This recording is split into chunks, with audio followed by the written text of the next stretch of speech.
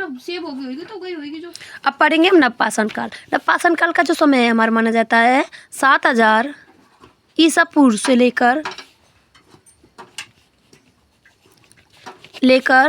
5000 ईसा पूर्व तक का जो समय है वो माना जाता है हमारा किसका, नवपाषाण काल का समय माना जाता है। अब हम इसमें पढ़ेंगे कि इसमें देखो पूर्वपाषाण काल का मुख्य कार्य था आखेट। मध्यपाषाण काल में मनुष्य का मुख्य काम हो गया था आखेट के साथ साथ पशुपालन। अब इस काल में अगर उसका मुख्य काम देखें मनुष्य का मुख्य कार्य, तो मनुष्य का मुख्य कार्य आखेट तो करता ही था। आखेट तो वो पहले भी करता था और अब भी करता है। पशुपालन भी पहले करता था और अब भी करता है। अब वह इसके साथ साथ नया कार्य और जोड़ देता है। इस काल में क्या जोड़ देता है कि वो कृषि करने लग जाता है। क्या करने लग जाता है?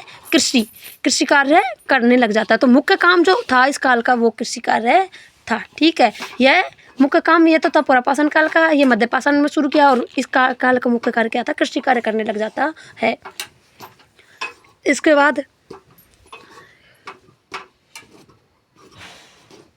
इसके बाद वो तंत्र साधना भी करता है। हड्डी, मिट्टी और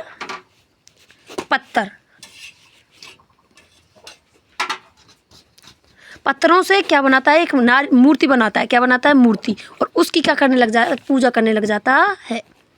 अर्थात तंत्र मंत्र साधना का आविष्कार इसी काल में कर लेता है मानव। ठीक है, अगर प्रश्न बने तो इस काल से संबंधित होगा वो। और इस देखो पुरापाषाण काल में प्राकृतिक के साक्ष्य मिलते हैं। मध्यपाषाण काल में वो आग का आविष्कार कर लेता है। और इस काल का जो आविष्कार होता है, इस काल में वो अपना पहला आविष्कार जो करता है वह करता है किसका? पहिए का। किसका करता है? पहिए का आविष्कार करता है इस काल में वह। अब देखो इनके हम स्थल पढ़ लेते हैं। स्थल देखें इनके हम अब। तो स्थल जो है पहला है हमारा मेहरगढ़। पहला स्थल कौन सा है अपना? मेहरगढ़। और मेहरगढ़ से हमें क्या मिला है? मेहरगढ़ यह है हमारा पाकिस्तान के किसमें? बलूचिस्तान प्रांत में। कहाँ पर है? बलूचिस्तान प्रांत में।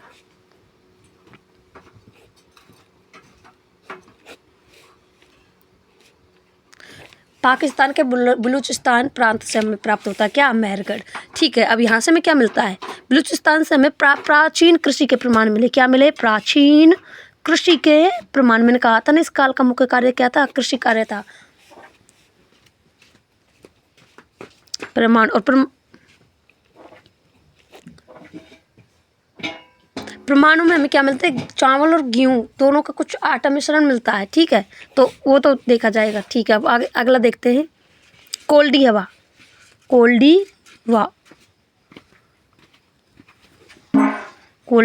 ये आपको पता होगा यूपी में है। कहाँ पर है? यूपी में। और यहाँ से हमें क्या मिलते हैं? चावल के प्रमाण मिलते हैं। क्या मिलते हैं? चावल के प्रमाण। ये दूसरा स्थल है भाई। हमें यहाँ से क्या मिलते हैं? चावल के प्रमाण मिले हैं।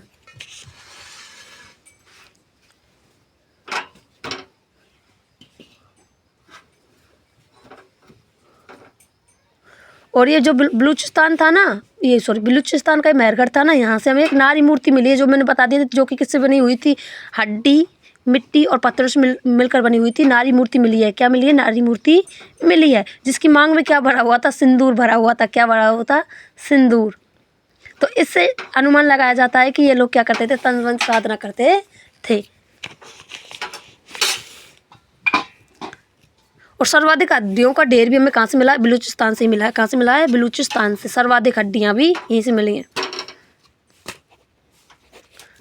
हड्डियाँ अगर पूछा जाए सर्वाधिक हड्डियाँ कहाँ से मिली? बलूचिस्तान, पाकिस्तान है ना। पाकिस्तान के बलूचिस्तान प्रांत से मेहरगढ़ से मिली हैं। तो हमने पढ़ लिए हैं इनके स्थल। मेहरगढ़ पाकिस्तान के बलूचिस्तान प्रांत में है।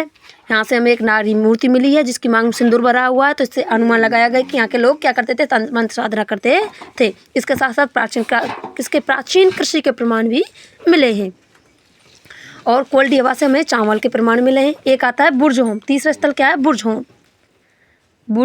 होम। और ये जो हमें मिला है जम्मू कश्मीर से। कहाँ से मिला है? जम्मू कश्मीर से। यहाँ से हमें गर्त आवास के क्या मिले, साक्ष्य मिले। गर्त आवास समझते हो, मतलब जमीन के अंदर जो मकान होते हैं वो मिले हैं। और Z27 कब्रिस्तान मिले। कब्रिस्तान का कौन सा प्रकार मिला? Z27 कब्रिस्तान कौन सा मिला है हमें? Z27 कब्रिस्तान मिला है। और क्या मिला है यहाँ से? हाँ, जो Z27 कब्रिस्तान है इसको हम संयुक्त समाधान कह सकते हैं। इसमें भेड़ियों को मनुष्य के साथ एक भेड़िए की हड्डियाँ मिली हैं। भेड़िए को दफनाया गया था, दफन है यहाँ पे, दफन किया गया था। तो कई प्रकार के होते हैं, 37 R37 और कई 4-5 प्रकार के अपने वो होते हैं। हाँ, ये जो कब्रिस्तान है उनको एक दिन हम पढ़ा देंगे आप लोगों को, अगली वीडियो बना देंगे उसके ऊपर। तो यहाँ का से Z27 का प्रकार का हमें कब्रिस्तान मिला है। गर्तावास मिला कहाँ से? हाँ, बुर्ज होम जम्मू कश्मीर से। तो दोस्तों हमारी वीडियो यहीं पूर्ण होती है। हमने पढ़ लिया था, अब देखो हम पीछे से रिवीजन करते हैं। हमने पढ़ा था पाषाण काल। पाषाण काल का अर्थ क्या होता है? पाषाण काल क्या पढ़ा था? पाषाण काल। और पाषाण काल का अर्थ होता है पत्थर का युग, पत्थरों का युग, पत्थर का युग बोल सकते हैं।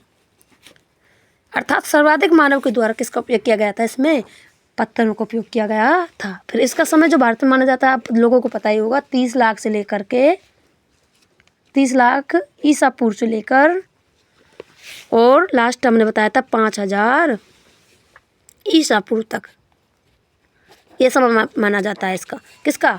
पाषाण काल का। अब इसको हमने 3 भागों में बांटा था। पहला जो था आपको पता ही था, क्या था अपना? पूरा पाषाण काल। क्या था? पूरा पाषाण काल। और जिसका समय हमने बताया था, और जिसका समय हमने आपको बता दिया 30 लाख से लेकर के 10,000 ईसा पूर्व तक का हमने आपको समय बता दिया था।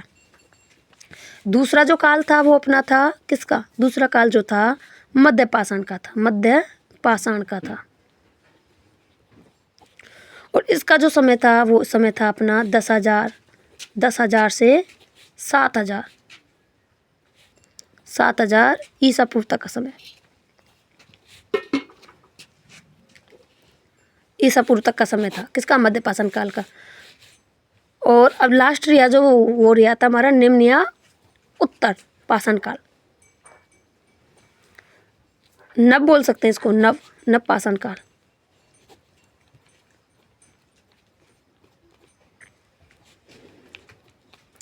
और इसका समय जो था हमारा 7,000 से लेकर 5,000 ईसा पूर्व तक का था। 7,000 से 5,000 ईसा पूर्व तक का समय था। हमने आपको पूरा पाषाण काल भी पढ़ा दिया, इसको 3 भागों में बांटा गया था। मध्य पाषाण काल भी बता दिया और आज आपको नव पाषाण काल भी बता दिया। अगली क्लास जो होगी, अगला जो वीडियो होगा हमारा वो होगा, इस पाषाण काल के बाद आता है हमारा ताम्र पाषाण काल। किसका? ताम्र पाषाण काल का। तो इसमें मानव किसका यूज करने लग जाएगा? पत्थर के साथ साथ तांबे की वस्तुओं का उपयोग करेगा, धातु वह यूज करने लग जाता है।